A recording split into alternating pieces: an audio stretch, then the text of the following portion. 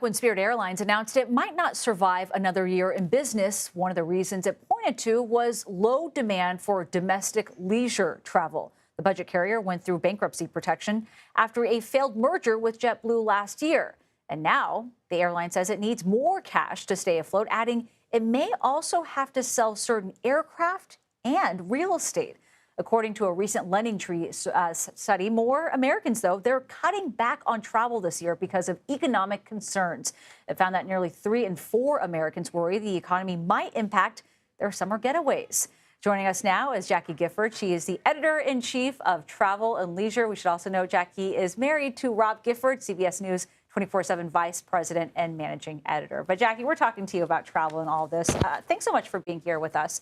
I mean, Spirit is attributing these financial woes to less demand for leisurely domestic travel. What does that really mean, and what does that say to you? What we're really seeing is a compression in travel for more of those budget-conscious travelers. So let me be clear. Interesting stat: 6 out of the 10 busiest airport days ever in the history of TSA recorded this year in 2025. So when it comes to, I would say, budget travel, people that are more cost sensitive, Sure, they have been cutting back a little bit. And that's what you're seeing, right, with Spirit. The premium side of travel, we've seen actually a huge amount of demand, right? So actually, when you look back before the pandemic, business class, oftentimes you'd see that airline loyalty members would get upgraded, those free upgrades. Those days are frankly they're over, right? A lot of people now are paying outright for those seats. The demand for premium economy, business class is soaring, international travel, the demand is there. I should also note that actually international travelers to the U.S., we've seen a little bit of a dip there. So that's another factor that could be at play here. Lots of different things going on. Inflation, in all honesty, is a concern for some of those consumers that might just be more budget sensitive.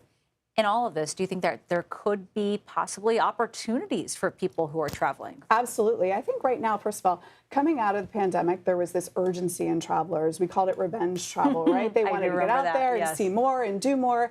And that really, travel is still doing really well. It was boom times for a long time. So this year, I'd say, is a good moment for reset. A lot of people are looking for value, and that value means different things for different people, right? So for some people domestically, they're still going to resorts. They're still going to great hotels. Look at all the concert demand, right? When you look at the Beyonce concert, Bad Bunny in Puerto Rico, those seats sold out. So the demand is still there. It's just that I would say people they're just more price sensitive, and they really want value out of whatever travel experience that they're booking. I see a lot more people also doing road trips these days. Absolutely. And, and that's an interesting thing because gas prices are lower, right? So again, if you might have thought about flying somewhere, you're more cost sensitive, maybe you take a road trip instead. There's still a huge amount of demand for national parks, beaches, islands, all of those great things that make up for a summer vacation. And, looking ahead, I am optimistic that things are still looking good. The experience economy is here to stay. A lot of people also, they might be pulling back on actual things, right? Whether they wanted to buy a pair of shoes, a handbag,